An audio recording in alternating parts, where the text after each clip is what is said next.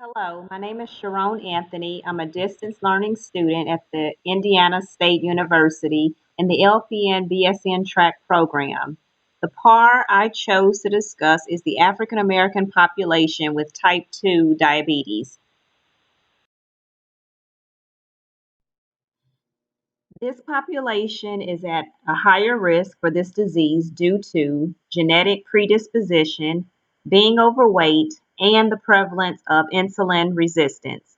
African Americans are 80% more likely than their racial counterparts to be diagnosed with this disease.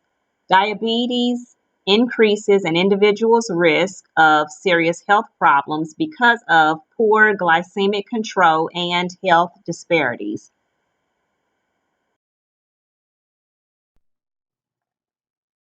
At the conclusion of this presentation, you should be able to identify test results used to diagnose diabetes, monitor complications associated with diabetes, recognize some signs and symptoms of hyperglycemia and hypoglycemia, be able to compare good and bad food choices, which will result in healthy lifestyle choices, and be able to demonstrate and monitor blood sugar appropriately.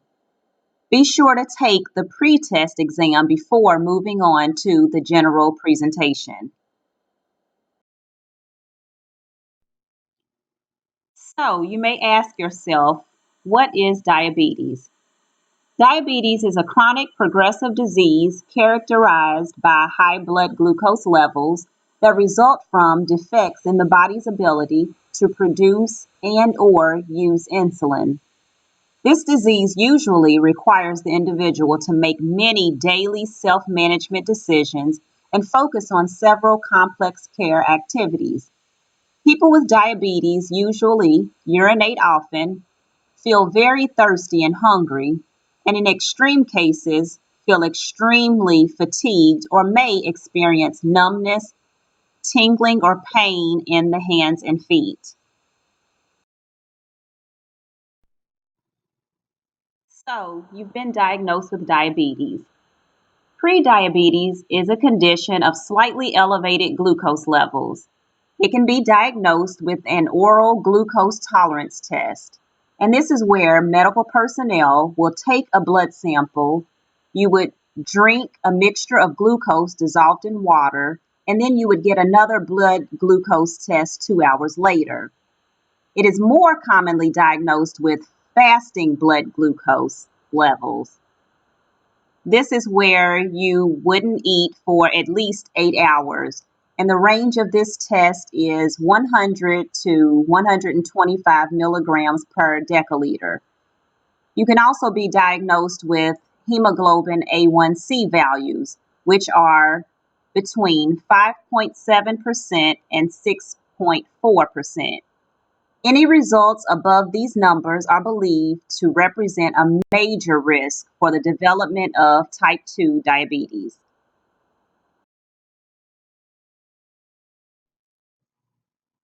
Are you suffering from complications because of your diabetes? Some possible complications you might experience would be diabetic eye disease, kidney disease, heart disease, physical limitations, dexterity issues, peripheral neuropathy, which might include numbness, tingling, or pain, and skin complications, which might include itching or infections. Some ways to reduce your risk of complications might be to participate in smoking cessation. It's also very important to have a complete foot, eye, and dental exam every year. You would want to monitor your blood pressure and regularly monitor blood glucose levels. Have a urinalysis, use aspirin, practice self care by learning to understand and seek preventative services, and maintain your personal care records.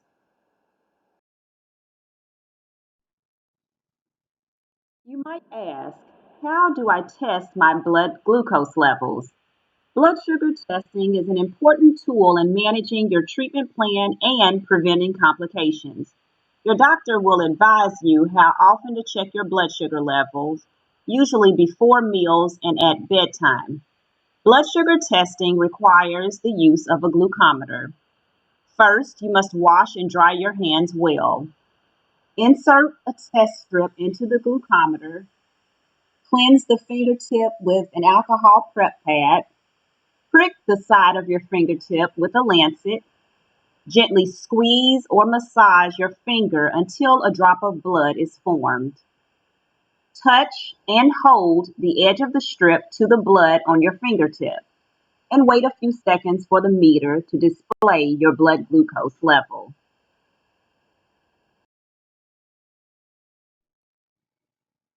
Is your sugar too high or too low? Hyperglycemia is high blood glucose levels. Fasting hyperglycemia is blood sugar that is higher than 130 milligrams per deciliter. Postprandial or after meal hyperglycemia is blood sugar higher than 180 milligrams per deciliter 2 hours after a meal.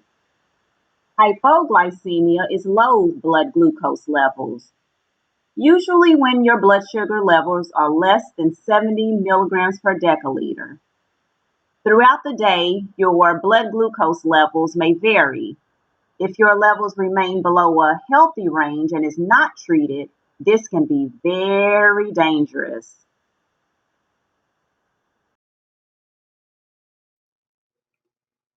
I know you've been wondering, what are some factors that might affect your blood glucose levels?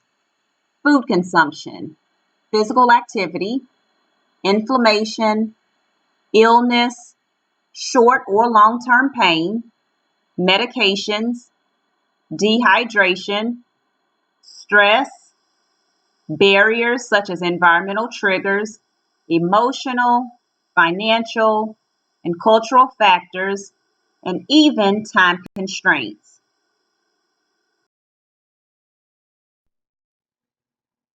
How important is meal planning for your blood sugar? Nutritional intake is the foundation of diabetes management.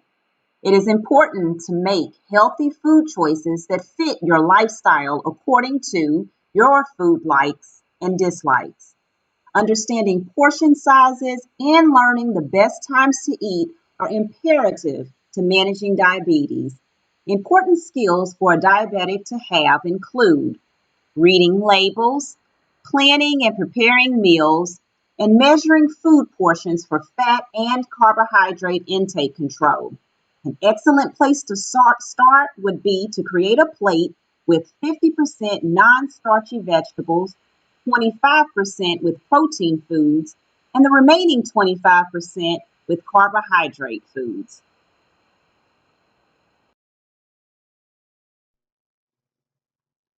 What to eat and what not to eat?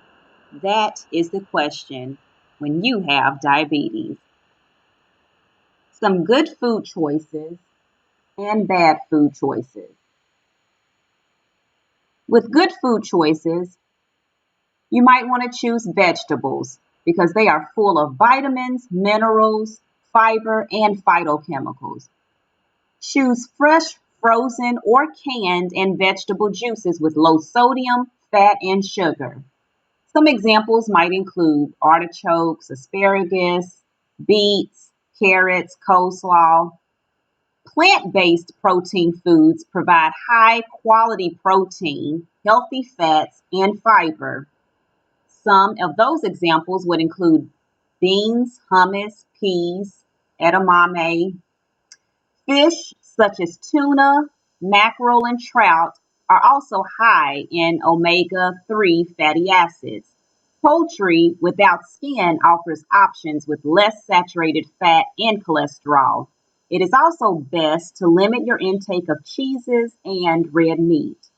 Carbohydrate foods would include whole grains that are rich in vitamins, minerals, and fibers.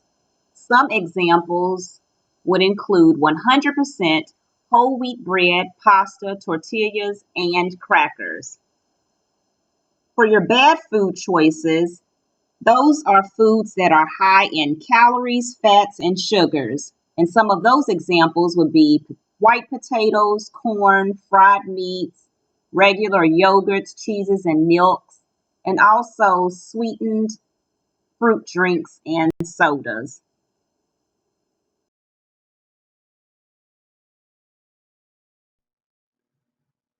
Don't forget to take the post test now that you've learned all you needed to know about diabetes.